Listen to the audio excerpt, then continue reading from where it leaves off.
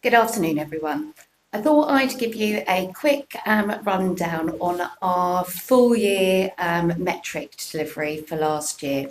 I'm not going to go into loads of detail because we'll cover this off at our forum meeting next week, or this week rather, and we're also going to try and run some sessions looking back on our performance last year and looking forward to our metrics and what we need to deliver this year. So I'm going to start with shop sales. So you can see from the board here that we have achieved an increase on our items per transaction. We've achieved an increase on our average transaction value, but we have put less transactions through the till than we did last year.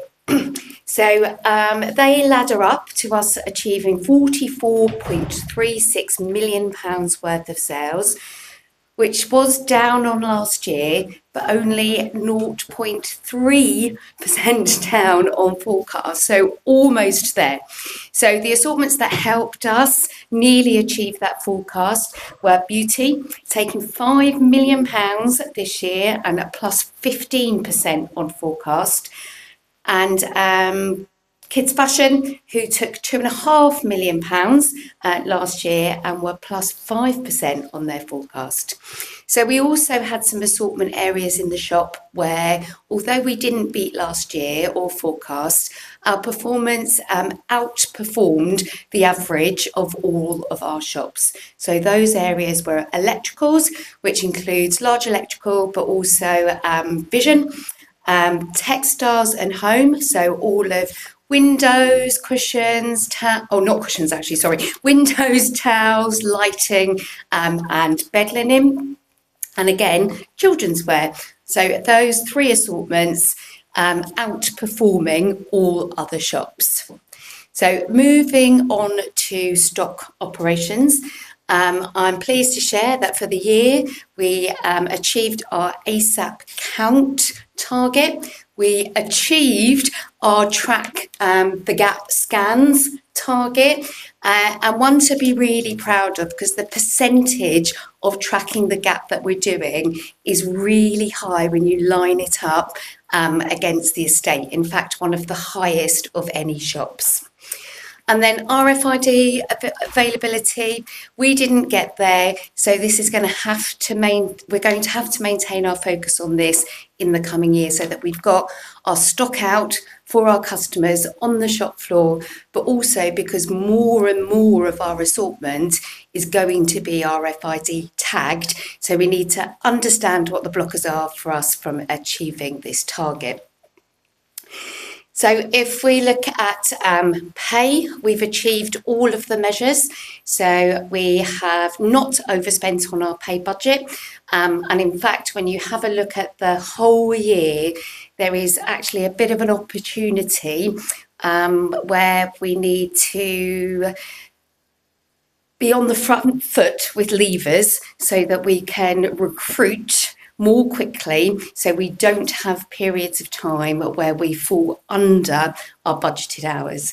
But really super news on alignment. So we have finished the year on 86.7% of our hours aligned to the activity that happens in our shop. Now, the average of all shops is 82%. And as you can imagine, there will be some outliers at the bottom, and obviously we are one of the outliers at the very top. So a really great achievement for the shop, and will help us to be more efficient and more productive. From a cost perspective, so again, we've achieved all of these measures. So really well done there. Shrinkage, our operating costs, and our partner non-pay costs. And from a customer perspective, we've achieved all measures as well. So really well done. We finished the year, we're hitting targets for our service levers at 56% customer satisfaction. And again, to put that in context, the all shop average is 52%. So not only did we hit our target, but our target is much higher than what the average of shops achieved. Our standards levers, we were bang on target, and our observations, our coaches achieved 100% observations nearly every month of this year for partners that were due their observations. So well done. And then on partner, so we achieved 2 of the 3 measures here. So workday life cycle, so that is a measure that makes sure we pay you on time, that your holidays are approved in time, etc. Active goals, so you've all got active goals, which is not surprising because it's one of the pillars of our contribution framework. And the one that we didn't achieve was total absence. So our absence for the whole year sat at 5%. So 5% of the hours that we have to operate our shop, we couldn't use because of absence. So unfortunately, that was 1% up on last year, which means we're just going to have to really think about how we manage that going forward for next year.